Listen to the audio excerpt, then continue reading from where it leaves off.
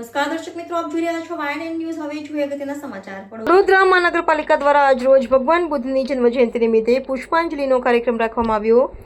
આજરોજ વડોદરાના જ્યુબિલીબાગ ખાતે ભગવાન બુદ્ધની જન્મજયંતિ નિમિત્તે તેઓની પ્રતિમાને વડોદરા મહાનગરપાલિકા દ્વારા માનનીય મેયર શ્રીમતી પિંકીબેન સોનીના વરદ હસ્તે તેઓની પ્રતિમાને પુષ્પાંજલિ કાર્યક્રમ રાખવામાં આવ્યો, જેમાં ડેપ્યુટી મેયર ચિરાગ બારોટ, વડોદરા મહાનગરપાલિકાના સ્થાયી સમિતિના ચેરમેન ડોક્ટર શીતલ મિસ્ત્રી, ગુજરાત વિધાનસભાના મુખ્ય દંડક બાલકૃષ્ણ શુક્લ, ભારતીય જનતા પાર્ટીના પ્રમુખ ડોક્ટર જયપ્રકાશ સોની, કોંગ્રેસના નેતા ચંદ્રકાંત ભથ્થુ તથા પૂર્વ ચેરમેન ડોક્ટર હિતેન્દ્ર પટેલ, બોર્ડના કાઉન્સિલરો બેન્ડબાજા સાથે જન્મદિવસની ઉજવણી કરવામાં આવી.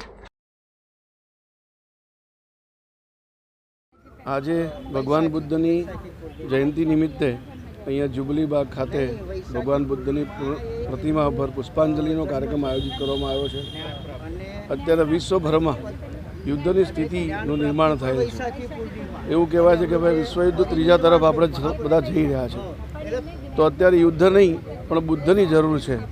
બુદ્ધ ભગવાને જે પ્રકારનો સંદેશો માનવ જાત માટે આપેલો, પ્રેમ, શાંતિ અને સૌહાર્દતા એ સમાજ જીવનમાં આવે તો યુદ્ધના તો કોઈ અવસર રહેતો નથી. તો આવા પ્રકારનો જે સંદેશ છે, આપણે હિંસા નહીં અહિંસામાં માનનારો દેશ છે આપણો, પણ ભગવાન બુદ્ધનો જે સંદેશો છે એ સૌ નાગરિકોએ એ ઉપદેશ પર આપણે ચાલવું જોઈએ અને ત્યાંથી શાંતિ સ્થપાય અને માનવ જાત માટે ખૂબ હિતકારી નિર્ણય હોય છે જો શાંતિ રાખવામાં આવે તો આવા પ્રકારનો જે સંદેશ છે એ બુદ્ધ ભગવાને આપેલો, એમને સૌ અનુસરીએ એ જ આજના દિવસે વિનમ્ર વિનંતી છે. સર્વ કષ્ટો, દુઃખો અને તકલીફોને અતિક્રમી અને તું શુદ્ધ થા.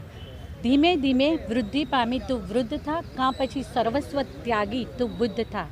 ભગવાન બુદ્ધનો જન્મજયંતિ અવસર આદરણીય વડાપ્રધાન શ્રી નરેન્દ્રભાઈ મોદીજીએ પણ તેમના વક્તવ્યમાં ઉલ્લેખ કર્યો છે કે ભગવાન બુદ્ધે આપને સૌને, સમગ્ર વિશ્વને દુઃખ છે એ અસ્તિત્વનો, દુઃખના અસ્તિત્વનો સ્વીકાર કરવો, દુઃખ છે તો કેમ છે, એનું કારણ શું છે, અને આ દુઃખના કારણને શોધી અને એના ઉકેલ કરવા તરફ જઈએ ને તો ચોક્કસ એમાં સફળતાની પ્રાપ્તિ થાય જ છે.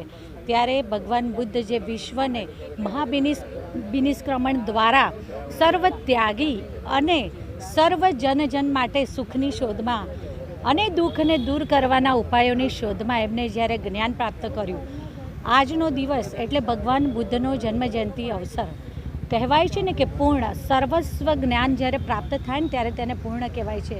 અને બુદ્ધ પૂર્ણિમા આ તેમના જન્મજયંતિ અવસર પર વડોદરા મહાનગરપાલિકા દ્વારા વડોદરાના જ્યુબિલીબાગ ખાતે આવેલ તેમની પ્રતિમાને પુષ્પાંજલિ અર્પણ કરવાના કાર્યક્રમનું આયોજન પ્રતિવર્ષ કરવામાં આવતું હોય છે.